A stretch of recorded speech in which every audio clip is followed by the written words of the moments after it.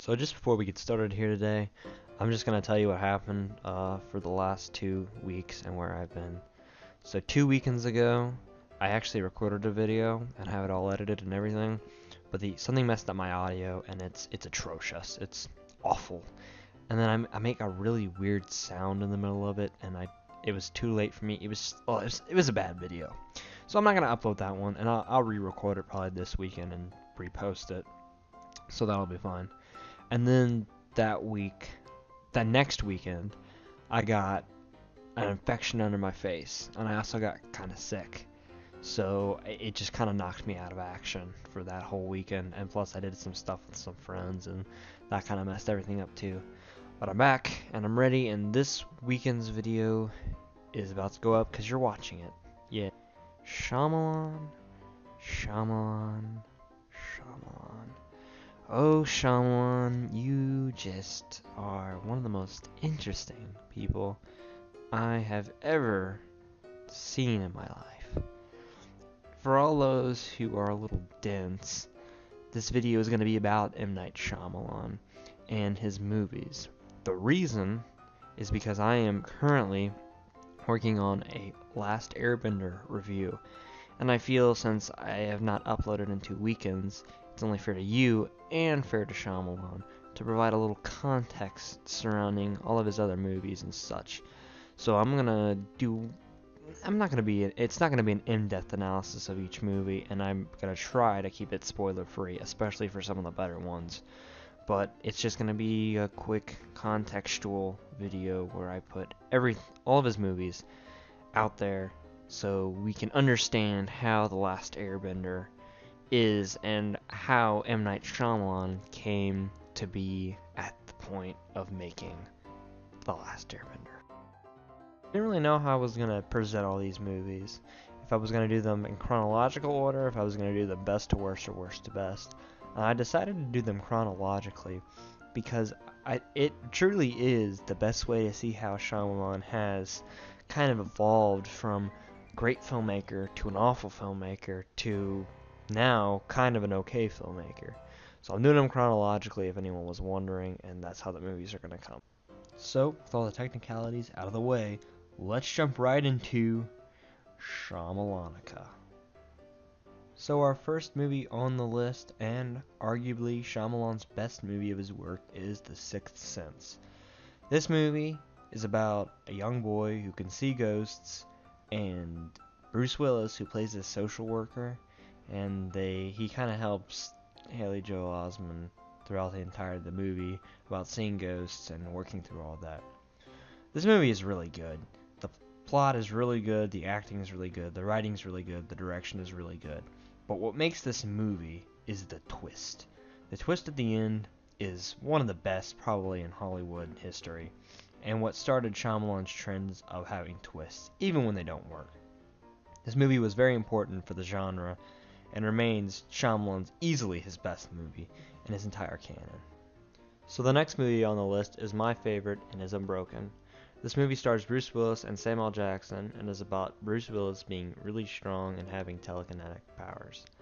I really enjoyed this movie and found all the performances to be interesting, and the dark tone of the film that Shyamalan creates adds more to the mysticism and the intrigue to the universe that this movie creates. I really like Samuel L. Jackson's beliefs and how he portrays his character. It is a very interesting and very well done film that I feel is highly underrated.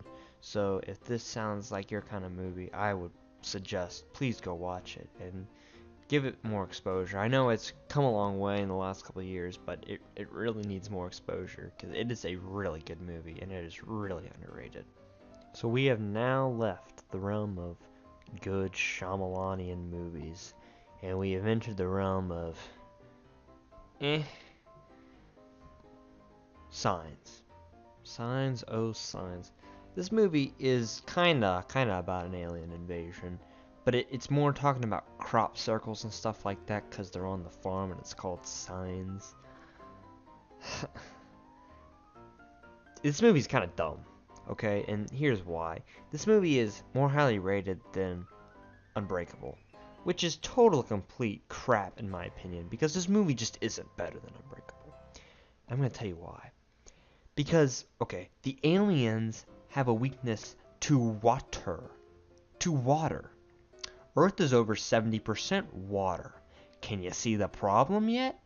That is like humans going out in their little spaceship. They're looking for a planet to invade, and the dude's like, oh, hey, look, there's a planet made of acid. Let's go invade that, because humans can survive acid, right? It is so stupid, and it is so dumb, and it's just not better than Unbreakable. And there's these dumb scenes with these dumb kids, and Mel Gibson being Mel Gibson. It's a stupid, dumb movie.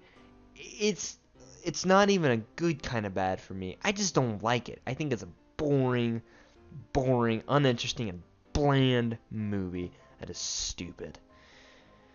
Oh my god. Okay, sorry. I got a little ranty there. I'm just not a big fan of this movie. It's just not for me. Anyway, let's move on before I get really angry.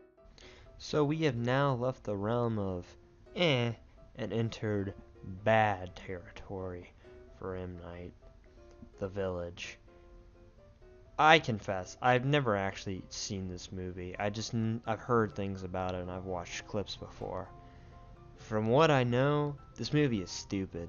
Basically, from what I can gather, it's about a very kind of old style village, like from the 18 or 1700s, and it's in this forest, and no one's allowed to leave because if they do, monsters will come and get them.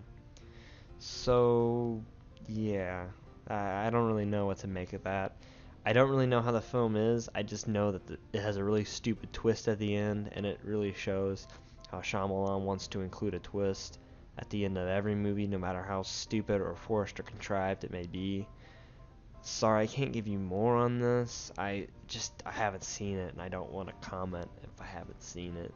So that's all I got for The Village. It's stupid, and I don't necessarily think it's a so bad that's good movie either. So I don't plan on watching it anytime soon. So let's just move on. Lady in the Water. Oh, where do I start with this stupid movie? So basically, from what Shyamalan has said, this is based on like a bedtime story he used to tell. It's a stupid bedtime story and it takes way too long if he did tell this to his kids or whatever he says. This movie is confusing and weird and not interesting. There are some good, so bad it's good moments, but for the most part, it's pretty bland. The plot, basically, is that this mythical Narf, they're called Narfs in the movie, she comes out of this pool, and Paul Giamatti's there, and he wants to bang the water lady. But there's this wolf that keeps everyone in the apartment complex that they're trapped in. And then there's this mythical writer that everyone talks about. And the stupid thing about it is M. Night is this mythical writer that's here to destroy all, like, the anti-creative people in the world. And he's here to save it, which is so dumb. Like, it's a real tickle his pickle moment, if you ask me. And then it turns out in the end that there's all the people in the apartment complex are like part of the bedtime narrative, so they have to like band together. And then there's this part where this child psychic like reads stuff in the cereal boxes, and it is a stupid movie that makes no sense and has some of the creatures in this movie has the dumbest names. The only ones I can really remember are the Narfs. And when I watched it, I was laughing so hard when they'd be like, the Narf. I was like, that sounds like something, I don't even know when you would make Narf. Why Narf? This movie is very lowly rated on Rotten Tomatoes, and it deserves it. It's boring and bland. And the only redeeming quality it has is Paul Giamatti is pretty good in it. But Paul Giamatti is really good in everything, in my opinion, to be honest. So, it's nothing really special. Just don't watch this movie. It's not as good as the next movie we're about to talk about, though. Oh, good boy. I also forgot to mention that the movie critic that's in this movie is portrayed as like this evil idiot kind of character, and obviously M. Night Shyamalan was trying to say to all the critics out there that they're idiots and they're stupid because they rated his really crappy movies badly. So that's pretty funny. There's this whole scene where this movie critic is being tracked down by this wolf, and he's like, I am the secondary character, and I have to make it out of here. I'm going to turn and run, and you are going to follow me, and then you are going to eat my. It is dumb, and it's trying to show that movie critics are stupid. Which, if I mean Shyamalan, if you made better movies, then you wouldn't have the problem of critics, critiquing you because your movies would be good. So that's another kind of special part of this movie. Anyway, on to the next one. The Happening. Oh my god, The Happening is the best thing that Shyamalan has ever made. This is one of those so bad it's good movies, and it is one of the best that has ever been made. It is the modern room for this generation. It is so funny. Where do I even start? So the biggest thing is Mark Wahlberg was so awfully miscast in this movie. Mark Wahlberg is usually just this asshole character. He's trying to play like a science teacher, kind of like relatable everyday man, and it just does not work at all. I mean, I don't know if you've ever seen clips, but like they're just some of the worst acting I have ever seen in the ever. Like it is awful. But you need to see this movie for many reasons, for many scenes. There's the hot dog guy. There's the plastic plant scene. That's amazing. Zooey Deschanel looks like she's confused or she's about to crap herself the entire movie. That's hilarious. There's just so much going on.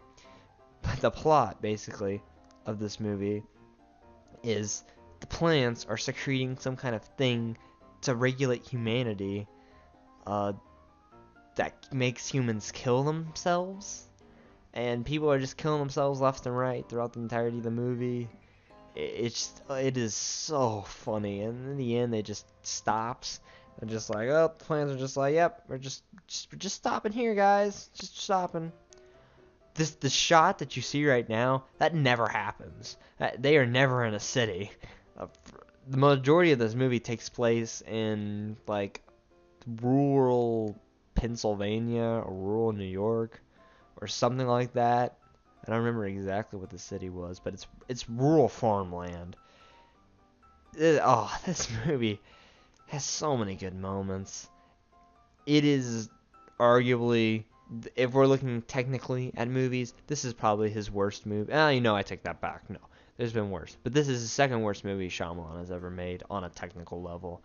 But it is so enjoyable, so much fun to watch. This movie is great for all the wrong reasons, and I love it.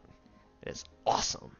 So if you ever get a chance to watch this movie, watch it and you will laugh and laugh and laugh and laugh and laugh. That's The Happening in a nutshell right there. So the next movie is kind of weird. This is the first of what I guess was supposed to be a series of movies that was inspired and kind of written and produced by Shyamalan. But Shyamalan didn't direct this movie. So he was just kind of on the production team. It has Shyamalan stamps all over it, but it's not, full-fledged Shyamalan. Devil isn't terrible. It's got a super stupid moment. The only big stupid moment that sticks out in my mind is the infamous toast on jelly scene, which if you've seen the movie, you know what I'm talking about. Other than that, it's a pretty standard horror movie. It's kind of boring, and the twist at the end is kind of stupid. But it's harmless. It's not insultingly terrible or anything. And I guess it was supposed to be part of the Night Chronicles, now looking it up. It's supposed to be something like the Night Chronicles that was like a movie series that was going to be inspired by Shyamalan, I guess is what they were going after. I don't think it panned out, though. And that's Devil. There's not really much to say. It's a pretty standard horror movie. The plot of this movie is that five people are trapped in an elevator, and it turns out one of them's the devil, and all the people in the elevator are evil, and they've done something wrong. So the devil's coming to take their souls. Yeah, that's pretty much it. So Shyamalan actually worked on two movies in 2010. One of them was Devil, and the other was this monstrosity, The Last Airbender. Obviously, since I'm going to be doing a review on this later, that's going to go into much more depth into what's wrong with this movie. I'm not really going to talk about it right now. So all you need to know is it came out in 2010, and it's pretty bad. More to come later when I actually do a review on it. But yeah, that's The Last Airbender for now. So, After Earth. The pinnacle of a terrible Shyamalan movie. Okay, so After Earth was made in 2013, and the whole point of After Earth was for Will Smith to propel Jaden Smith into a role as a serious movie star. The problem, Jaden Smith isn't really a good actor. There are so many problems with this movie. It's not even funny. One of them being they're trying to talk in an accent the entire time, and the accent sounds more like a speech impediment. So the entire movie, Jaden Smith is trying to do this weird accent, and it sounds super funky, especially when they say the coming, there's the bad guys, by the way, in the movie. The plot. So this is like it's been so long, but 10,000 years or something stupid like that.